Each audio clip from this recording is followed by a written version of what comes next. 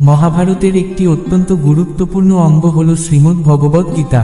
গীতায় শ্রীকৃষ্ণ জীবনের বহু অমূল্য উপদেশ দিয়ে গিয়েছেন। আজ আমরা তার মধ্যে থেকেই 8টি সেরা উপদেশ জেনে নেব। 1. যখন সংসারে দেখার মতো কিছুই থাকে না, তখন মানুষ ঈশ্বরের দিকে দৃষ্টি নিক্ষেপ করে। 2. যদি কোনো ঘটনায় মানুষ ভয়প্রাপ্ত হয়, তবে তার পরাজয়ই হয়, আর যে মানুষ সব হারিয়েও শান্ত থাকে, সেই জয়ী হয়। 3. সমুদ্র হোক বা সংসার, যে ধর্মের নৌকা প্রস্তুত করে সে ঠিক পার হয়ে যায়।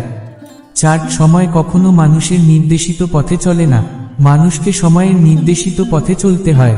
5. বিরোধিতা শক্তির প্রমাণ হয় না, শক্তিমান সেই যে সহনশীল, সহ্য করতে পারে। যখন হৃদয় থেকে ক্রোধ আর বিরোধিতা দূর হয়ে যায়, তখন সহনশক্তি ধর্মের শক্তিতে পরিণত হয়। ক্রোধ থেকে প্রতিশোধের জন্ম হয়, আর ধর্ম থেকে ন্যায় জন্মায়। তোমার জীবনেও যদি এমন সময় আসে যখন তোমার উপর অন্যায় হয়, তবে ন্যায় করার পূর্বে নিজের ক্রোধের উপর অঙ্কুশ অবশ্যই রেখো। 6. যে বৃক্ষ তিক্ত ফল দান করে, সে বৃক্ষকে উৎপাটন করে, মধুর ফল প্রদানকারী বৃক্ষকে রোপণ করতে হয়। ওই বৃক্ষকেই অধিক খাদ্য গ্রহণ করিয়ে বা শাখা প্রশাখাকে কাটছাঁট করলে মধুর ফল পাওয়া যায় না।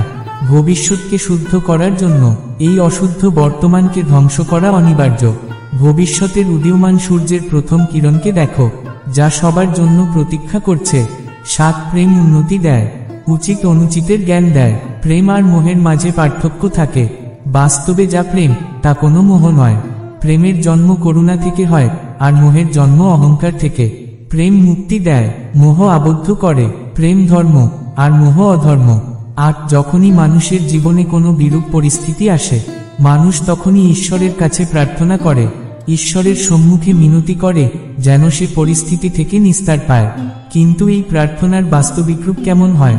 প্রার্থনার অর্থ হল নিজের সমস্ত আকাঙ্ক্ষা, সমস্ত চিন্তা, সমস্ত সংকল্প, সমস্ত পরিকল্পনা ঈশ্বরের চরণে দান করা।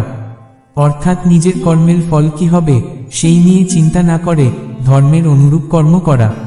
ঈশ্বরের পরিকল্পনাকেই নিয়তি বলে মেনে নেয়া, সেটাই তো প্রার্থনা।